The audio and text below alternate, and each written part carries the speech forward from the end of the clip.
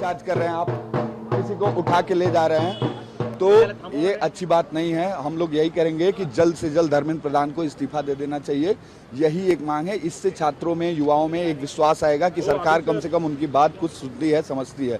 अगर ऐसा नहीं हुआ तो हम लोग फिर से निराशा और हताशा की तरफ जा रहे हैं, और ये किसी भी समाज के लिए, किसी भी सरकार के लिए अच्छा नहीं है। अगर आपकी मांग पूरी नहीं हुई तो अगला स्टेप आपका क्या होगा? अगला स्टेप हम लोग क्या कर सकते हैं? हम लोग के पास तो कोई चारा ही नहीं है। हम लोग यही कहेंगे कि हमारे जैसे जो और छात्र युवा हैं, जो अन्य कॉलेजेस में, यूनिवर्सिटीज में हैं, हम उनको बोलेंगे कि वो हमारे साथ आए। केवल जंतर मंतर पे प्रोटेस्ट करने से नहीं होगा। जब ये प्रोटेस्ट पूरा भारत भर में फैलेगा तो अपने आप सरकार को मजबूर होना पड़ेगा।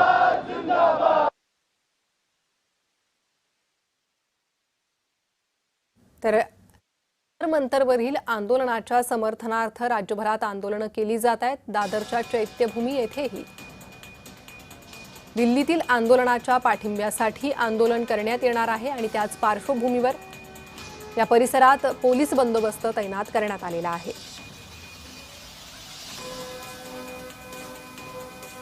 तर राज्यभरातून विविध ठिकाणी आंदोलन करत सीजेपी आणि सोनम वांगचुक यांच्या आंदोलनाला पाठिंबा दर्शवण्यात येतो।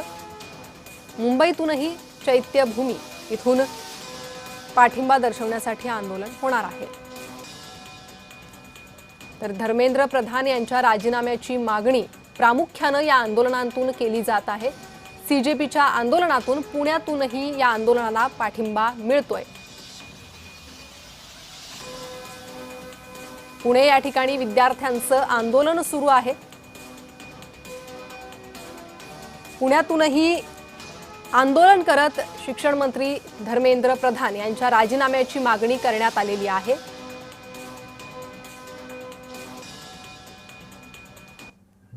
सरकार एकदम बहरी बैठी हुई है, सरकार को कुछ सुनाई नहीं दे रहा है। सरकार इतनी निरंकुश है कि आज सोनम वांगचुक जी पिछले 20 दिन से जंतर मंतर पर बैठे हुए थे, और सरकार उनसे बात करने के बजाय, एक डायलॉग करने के बजाय उनको जबरन जाके उनका पास तोड़वाने की कोशिश कर रही है, काम कर रही है। युवा है, बेरोजगार है, उनसे अपील करेंगे कि ऐसा जरूरी है कि दिल्ली पे जंतर मंतर पे अगर एक जगह लाठीचार्ज कर दोगे, सोनम वांगचुक को जेल में भेज दोगे, तो ऐसा घर घर से लोग निकल जाएंगे, ऐसा जिले जिले से, गांव से लोग आएंगे अभी, और ये और बढ़ेगा। ये सरकार एकदम इस बात पे भरोसा मत करे कि दमन करके वो हम लोग को दबा देगी।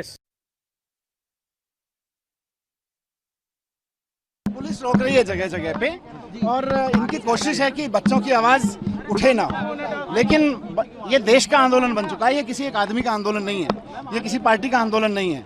ये देश के करोड़ों बच्चे जो एग्जाम देते हैं, जो पढ़ते हैं मेहनत करके, उनके साथ जो धर्मेंद्र प्रधान जी धोखा कर रहे हैं, पेपर माफिया के हाथों में मोदी सरकार चल रही है, ये उसके खिलाफ आंदोलन है। पेपर चोरी हो रहे हैं, पेपर चोरी के खिलाफ आंदोलन है। धर्मेंद्र प्रधान को इस्तीफा देना चाहिए, शिक्षा मंत्री हैं वो।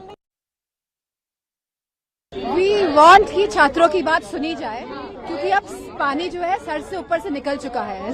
देश के लिए जहाँ किसान, चाहे हमारा एनवायरमेंट हो, चाहे हमारे युवा हो, सभी परेशान है, और ये सरकार कोई भी बात यहाँ सुनने को तैयार नहीं है, कोई भी रिफॉर्म्स लाने को तैयार नहीं है। जहाँ बच्चे चाहते हैं कि फेयर एग्जामिनेशंस तो हो कम से कम, ये सरकार ना फेयर एग्जामिनेशंस ना फेयर इलेक्शंस के पक्ष में है। हम लोग चाहते हैं कि सत्र चले और जो है ये अपने प्रश्न जो है वहाँ रखे, लेकिन अगर हुड़दंग करेंगे और वहाँ पे उत्पात मचाएंगे, और जैसे जिस तरह से ये प्रोटेस्ट भी चल रहा है, तो वो ठीक नहीं है। क्योंकि जनता ने जिस सरकार को चुना है, वो कैसे सरकार चलाएगी ये उनका अधिकार है। अगर आपको इतना ही है तो आप भी खड़े हो जाइए। तो आप आर्म ट्विस्ट नहीं कर सकते गवर्नमेंट को कि आपको किसको सैक करिए, किसको रखिए। तो ये आर्म ट्विस्टिंग अच्छी नहीं है। सरकारच्या हातात असतं तर या हजारो तरुणांच्या मागे त्यांनी ईडी लावली असते। मी तर असं आवाहन केलेलं आहे आत्ता मगाशी, संसदेवर मोर्चा नेता येत नसेल तर या मोर्चाचा मार्ग ईडी हेडक्वार्टरच्या दिशेने न्यावा।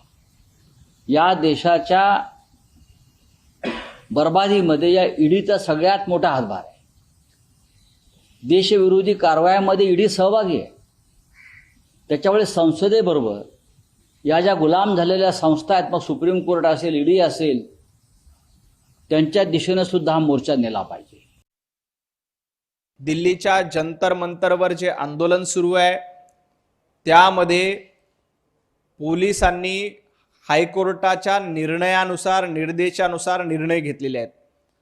विनाकारण संजय राऊत यांनी इथल्या तरुणांची माथे भडकवण्याचं काम करू नये. इथला तरुण पंतप्रधान नरेंद्र मोदीजींच्या पाठीशी आहे. आपण बघितलं असेल की सातत्यानं स्टार्टअप असेल किंवा मेक इन इंडिया असेल यामध्ये तरुणाई मोठ्या प्रमाणात सहभागी होते.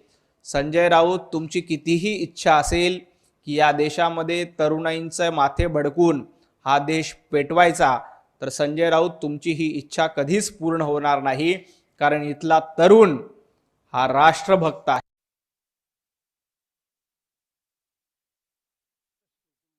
सरकार कुछ भी मानने के लिए तैयार नहीं है. देखिए, पार्लियामेंट के अंदर अगर चर्चा चले तो सबके लिए अच्छा है. चर्चा से इनका क्या डर है मुझे मालूम नहीं है, क्योंकि सरकार के पास तो बहुत मेजॉरिटी है. तो सुनने दो, देश की आवाज सुनाइए पार्लियामेंट में, यही है पार्लियामेंट का काम. तो आप मना कर रहे हैं कि सिर्फ आपके विषय उठाएंगे, तो विपक्ष नेचुरली असंतुष्ट है. यही हुआ. Lathi charge at Jantar Mandir right now. How do you see that? It's very sad. I mean, I don't understand the spirit in which some of these things are being done. When a non-violent protest is taking place, what is the reason for a lathi? Lathi charge is not an act of non-violence. It is an act of violence. I don't understand the logic of this. And similarly here in Parliament, everyone knows these are burning issues across the country. It would be logical to have a discussion on them. Parliament is supposed to be the place where we can ventilate the voice of the people, the concerns of the people. And once we do that, we all know the government has a majority. As the old saying goes, the opposition must have its say, because the government will have its way. They have the majority. But at least let Parliament be a forum where these concerns can be heard, can be truly ventilated and voiced, where various people can represent the views of their constituents, and then the government can say, sorry, we don't agree.